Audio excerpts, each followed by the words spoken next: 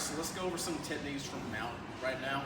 So one issue that people actually have first off is how do they even actually get their hands into the correct placement?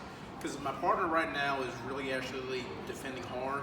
It's hard for me to get a hand in, so let me get the camera person coming right here. What I do at times though, first off, remember this: your partner is not a horse, so don't actually sit your butt down on them. Instead, walk your feet underneath their butt, and then push your hips forward so that there's a little bit of separation here. This way, if your partner's rolling from one side to like another, you're not going to actually just be lost though. But now, I'm going to go ahead and grab a hold of his gi, and we pull up, we pull out. From here, if you actually look, I'm going to turn the collar, this right here, we're going to turn the collar this way, so we turn it, and we put our hand, and then we put our hand to this little configuration here. So from here, we actually just wiggle the hand in, and then we lean forward, and we punch down. You can see on his face that this actually hurts. Now, from here, we just turn our thumb out and our hands in. Okay, so this is one way to get your hand grip in. The second one, and this is the one that I love more personally, sometimes I just don't feel like dealing actually with this, or maybe there's just issues with this person where I just don't think that this one here is going to actually work. So what I do, I attack his elbows. So look and see which hands are on top. This hand's on top, so this is the side that I'll actually attack now. We push the elbows in, and we do a small push-up right here. I want to get my sternum essentially right over his wrist line. So right here, 1 and 2 down. Our hands go down now. So from here, I pull my body back, and that opens him up. So now we use the knuckles in on his neckline to open up. We pull.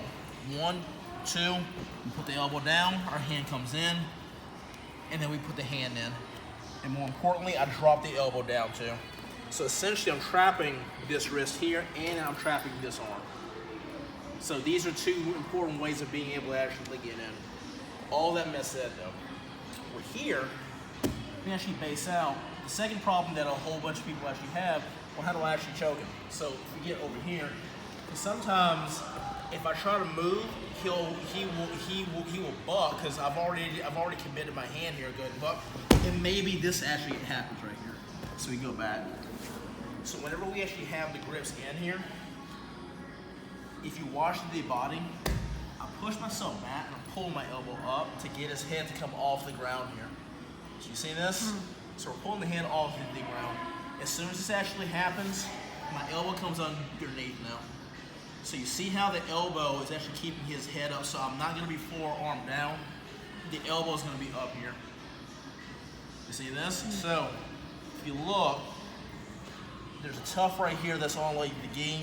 That's open. Just grab it. Now from here, using your toes, push yourself forward, and we loop. Now, if you look, there's this space right here. That's fine, we actually let go. Karate chop right in, grab a hold, go back forward and throttle, choke slam. Okay, so that's gonna be tight choke version 1. Second one though, we've already got the hand in, and again, it can be here, doesn't matter. But I'm still gonna go with the crook of the arm underneath here. Okay, now watch this. I'm gonna take my knuckle to his temple. So from here, we take the knuckle in and we draw back. My thumb can now come in right here. We make a grip, and now from here, you're using your palm to shave your partner's face here. So we push ourselves up and we shave. So as soon as I come in now, watch, I punch in, come right back forward. Walk yourself forward, keeping your arm straight. Go ahead and actually dive yourself forward, and that's where your choke actually happens at. The choke's not me pulling my elbows in, it's my body weight making my elbows have to actually come in. And that's an error that a lot of people they make here. So last one, let's say if he doesn't have the gi on though. Okay. So if he doesn't have the gi on, his hands are up though. For me to get the Americana here, few ways of actually doing this here. If you looked at one of Gordon Ryan's recent matches, he does a variation actually on this. but what you can do is cross grip.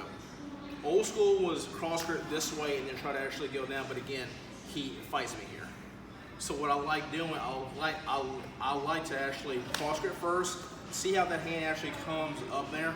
So we go 2 hands right here, just so I can come right here, and then watch, we twist. So we'll cover right here, but we twist and we lean. Now what happens normally, he will try to actually twist up with me though. So he'll twist like this side, that's cool. Now we get 2 hands here. Now we take the hand and we come underneath here. I'm pulling his elbow up, by the way. If this arm is trapped, that's sweet, but we actually just come right here. Now, a lot of guys now, they don't want to roll this way because they know if they roll that way, the back's mine. So now he actually tries to pull this arm right back in. That's cool, it lets me drop down into like this space. Now we can come underneath here. So this is the big error that you see a lot in mixed martial arts though. People will loop out this way and then he'll bump me. See, and we actually go. So when we actually get here, okay, we take the elbow first off past the point of his shoulder. So it makes it harder for this bump to happen. But secondly here, this back knee, I'm gonna windshield wiper it out barely, and I'm keeping the foot flat because the more I come up right here, he can come up and he can go to half guard or whatever, which is not good though for me. So we windshield wiper out, and then I pull this knee towards my elbow right here, and I tuck the foot in. We slot the elbow up with my leg, and as we do that, we actually have stability here. So I don't have to have my elbow come across. It's good, but again, depending on what he can actually do in terms of actually pushing me. So even if he tries to actually push me, it's hard to do that because again, I'm making the connection here. Does that make sense? All right, have fun guys.